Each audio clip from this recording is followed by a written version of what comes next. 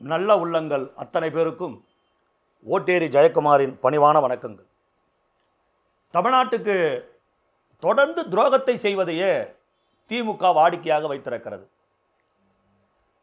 திரு கலைஞர் கருணாநிதி அவர்களுடைய காலத்திலிருந்து தமிழ்நாட்டின் உயிர்நாடி பிரச்சனையான காவிரியாக இருந்தாலும் சரி, கச்சத்தீவு பிரச்சனையாக இருந்தாலும் சரி, முல்லை பெரியாறு பிரச்சனையாக இருந்தாலும் சரி, ஈழத்தமிழர் பிரச்சனையாக இருந்தாலும் சரி, நீட் பிரச்சனை இருந்தாலும் சரி, ஜல்லிக்கட்டு பிரச்சனையாக இருந்தாலும் சரி, இந்த அத்தனை பிரச்சனைகளையுமே துரோகம் செய்வதையே தன்னுடைய முழு நேர வேலையாக வைத்து திமுக அன்றைய தினத்திலிருந்தே செயல்பட்டு கொண்டிருக்கிறது. எப்படி காவிரி உரிமையில தமிழ்நாட்டுக்கான அத்தனை உரிமைகளையும் கலைஞர் கருணாநிதி அவர்கள் அன்றைக்கு விட்டு கொடுத்து நீர்வளத்துறை அமைச்சராக இருக்கும்போது 1969 சட்டமன்றத்திலேயே உட்கார்ந்து கொண்டு காவிரியிலே, கர்நாடகா, ஏமாவதியிலே அணை கட்டுவதில் எங்களுக்கு எந்த விதமான ஆட்சேபனையும் இல்லை என்று சொன்னவர் அன்றைக்கு கலைஞர் கருணாநிதி அவர்கள். அவருடைய ஆட்சி காலத்திலே தான் கபினி, ஏரங்கி, ஏமாவதி உள்ளிட்ட தடுப்பணைகளை, மிகப்பெரிய அணைகளை காவிரியிலே கர்நாடகம் கட்டியது. அதனுடைய விளைவை இன்று வரை தமிழ்நாட்டு மக்களும் தமிழ்நாட்டு விவசாயிகளும் நாளொரு மேனியும் பொழுதொரு வண்ணமாக இன்றைக்கு நாம் அடைந்து கொண்டிருக்கிறோம். அந்த இன்னல்களை, அந்த கஷ்டங்களை நாம் அனுபவித்துக் கொண்டிருக்கிறோம். ஆனால் ஒன்று நல்லா யோசிச்சு பாருங்க. இப்போ இத்தனை துரோகங்களை செய்த திமுக இன்றைக்கு தொகுதி மறுவரை என்கிற ஒரு பிரச்சனை வருகிறது. தொகுதி மறுவரை என்பது தமிழ்நாட்டுக்கு இழைக்கப்படுகிற மிகப்பெரிய அநீதி. தமிழ்நாட்டுக்கு எதிராக ஒன்றிய அரசு நடத்துகிற ஒரு மிகப்பெரிய ஆதிக்க போர் இந்த தொகுதி மறுவரை என்பது. இந்த தொகுதி மறுவரை என்னன்னா, முதல்ல ஒன்று நல்லா புரிஞ்சுக்கங்க.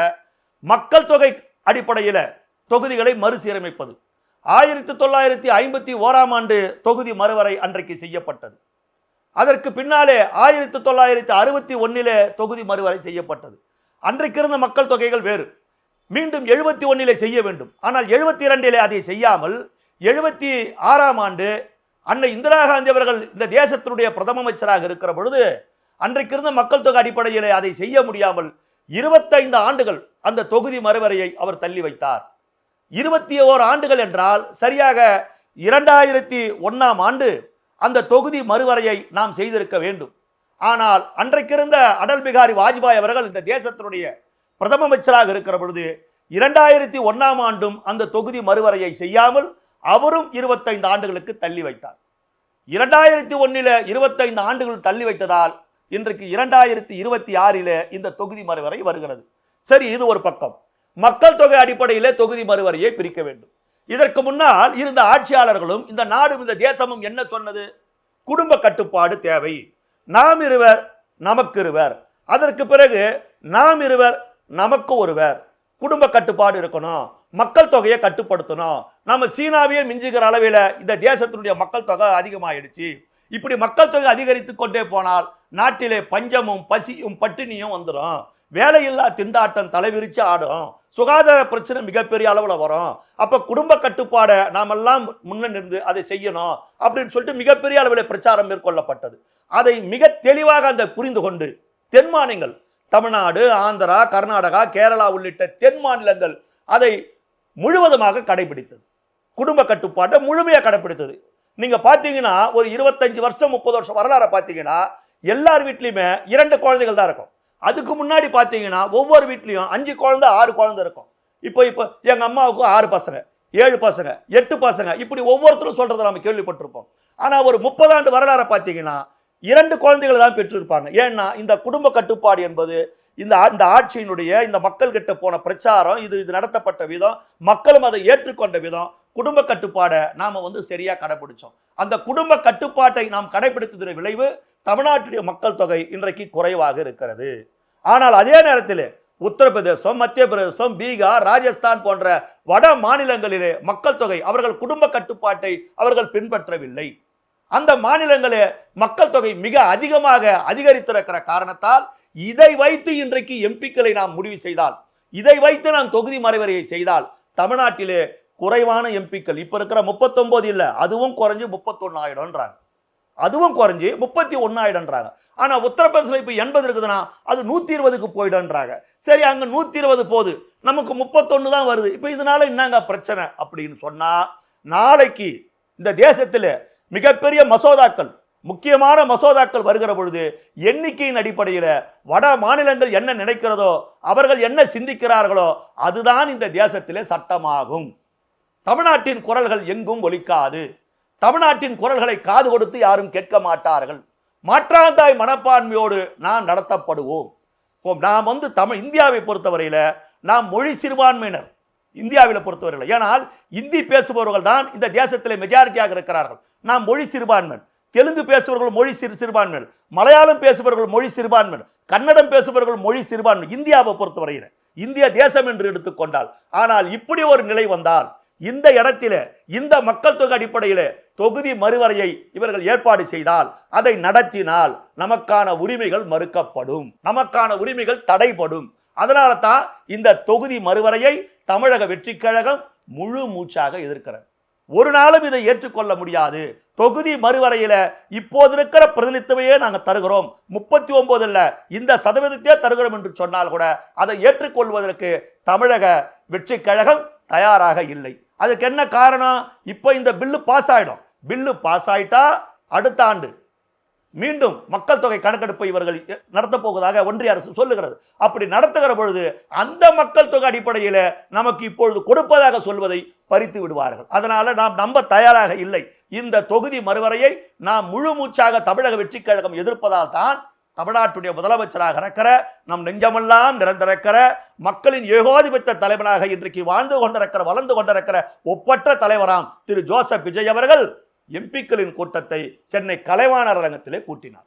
ஒரு எம்பி கூட தமிழக வெற்றி கழகத்துக்கு கிடையாது.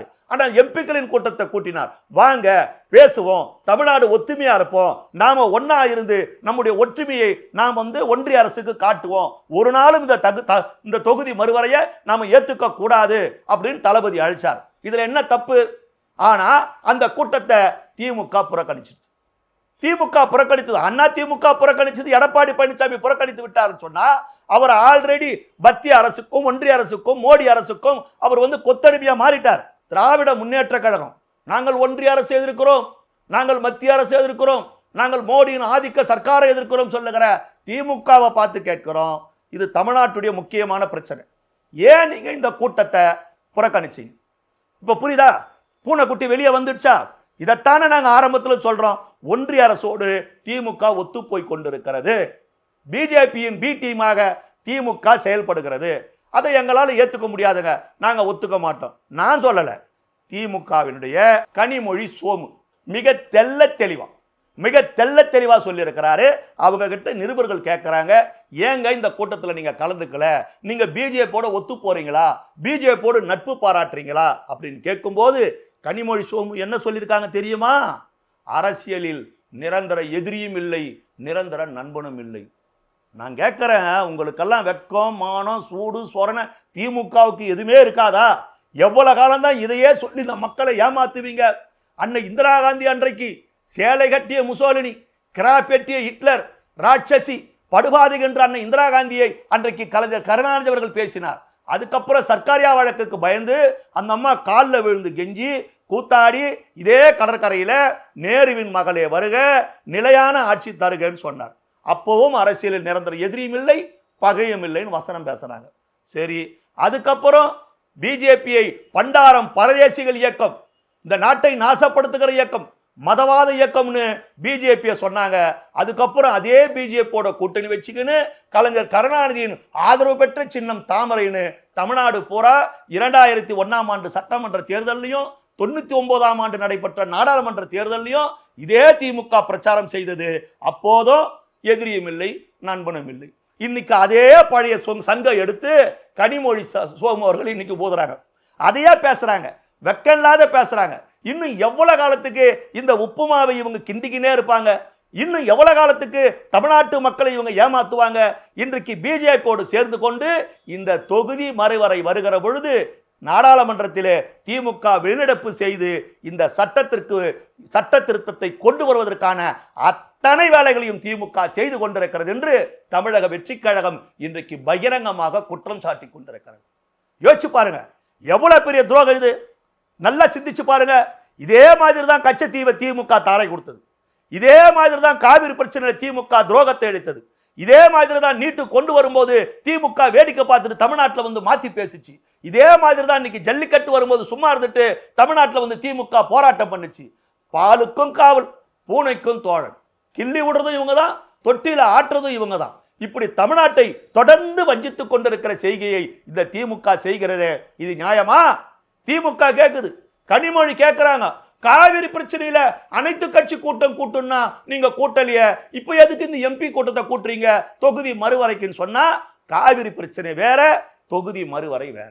காவிரி பிரச்சனைக்கு தமிழ்நாடு சட்டமன்றத்தில் எல்லா கட்சிகளையும் கூட்டி வச்சு எல்லா கட்சிகளுடைய பிரதிநிதியை வச்சு தானே நம்ம முதலமைச்சர் தீர்மானம் போட்டாரு. அந்த தீர்மானத்தை பிரதமருக்கு அனுப்பி வச்சாரு.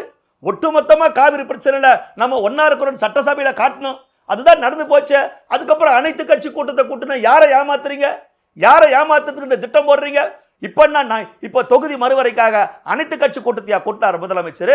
இல்லையே, எம்பிகளின் கூட்டத்தை கூட்டி இருக்கிறார். எந்தெந்த கட்சிகளுக்கெல்லாம் எம்பி இருக்குதோ, யாரெல்லாம் நாடாளுமன்றத்தில் வாக்களிக்க போறாங்களோ, யாருக்கெல்லாம் நாடாளுமன்றத்தில் அதிகாரம் இருக்கிறதோ அவங்கள தானே கூப்பிட்டாரு. இதுல என்ன தப்பு? கொட்டப்பாக்குக்கு வழிகாட்டா பட்டுக்கோட்டைக்கு வழிகாட்டா கொட்டப்பாக்கு என்ன வேலைன்னு சொல்லுவாங்க ஒரு பழமொழியில. அது மாதிரி தொகுதி மறுவரை கூட்டத்துக்கு வாங்க. மேகதாது பிரச்சனைக்கு தான் தொடர்ந்து குரல் கொடுக்கிறோமே. மேகதாது பிரச்சனையை மேகதாது அணை கட்டுவதை ஒரு நாளும் தமிழ்நாடு ஏற்றுக்கொள்ளாதுன்னு நம்ம தமிழ்நாட்டு முதலமைச்சர் தெளிவா சொல்றாரு. கர்நாடகாவுக்கு போய் நான் தண்ணி கேட்க தயாரா இருந்தேன், அதுக்காக எத்தனை அவமானம் வந்தாலும் என் மக்களுக்காக அதை நான் ஏற்றுக்கொள்ள தயாராக இருக்கிறேன்னு நம்மளுடைய முதலமைச்சர் சொல்லி இருக்கிறாரு. அப்புறம் உங்களுக்கு என்ன பிரச்சனை? எதையோ கிண்ட வேண்டும், எதையோ கிளற வேண்டும். எங்க தளபதிக்கு பேர் வந்துருமோ, தமிழக வெற்றி கழகத்துக்கு பேர் வந்துருமோ அப்படின்னு ஒரு காழ்ப்புணர்ச்சி, ஒரு பொறாமையின் காரணமாக திமுக செயல்படுகிறது என்பது தெல்ல தெளிவாக தெரிகிறது. உண்மையிலே சொல்றேன், நீங்க பாராளுமன்றத்தில் தொகுதி மறுவரையை எதிர்த்து நீங்கள் மோடி அரசுக்கு வக்காலத்து வாங்குவதற்காக நீங்கள் வெளிநடப்பு என்கிற நாடகத்தை நடத்தினால் ஸ்டாலின் அவர்களே, தமிழ்நாட்டு மக்கள் உங்களை ஒரேடியாக இந்த மாநிலத்தை விட்டே வெளியேற்றி விடுவார்கள். ஜாக்கிரதை, இந்த மாநிலத்தை விட்டே வெளியேற்றி விடுவார்கள். தொடர்ந்து நீங்கள் தமிழ்நாட்டுக்கு செய்து வருகிற துரோகங்களை இந்த தமிழ்நாட்டு மக்களும் இளைஞர்களும் உன்னிப்பாக பார்த்து கொண்டு தான் இருக்கிறார்கள். நான் வாய் புளித்ததோ மாங்காய் புளித்ததோ என்று பேசவில்லை. எதா எடுத்து நான் கேட்கிற இளைஞர்களை கூகுள் எடுத்து செக் பண்ணுங்க. கபினி அணை எப்போது கட்டப்பட்டது, ஏரங்கி அணை எப்போது கட்டப்பட்டது, இதெல்லாம் நீங்க தயவு செய்து எடுத்து கூகுளில் செக் பண்ணுங்க. கச்சத்தீவை தாரை வார்த்த போது தமிழ்நாட்டுடைய முதலமைச்சராக இருந்தது யார்? நீங்க நல்லா அதை பாருங்க, தயவு செய்து பாருங்க. நான் சொல்றது ஒன்றும் சும்மா கிடையாது. நீட்டு பிரச்சனை வந்தபோது அன்னைக்கு பாராளுமன்றத்தில் மத்திய அமைச்சராக உட்கார்ந்து கொண்டிருந்தது யார்?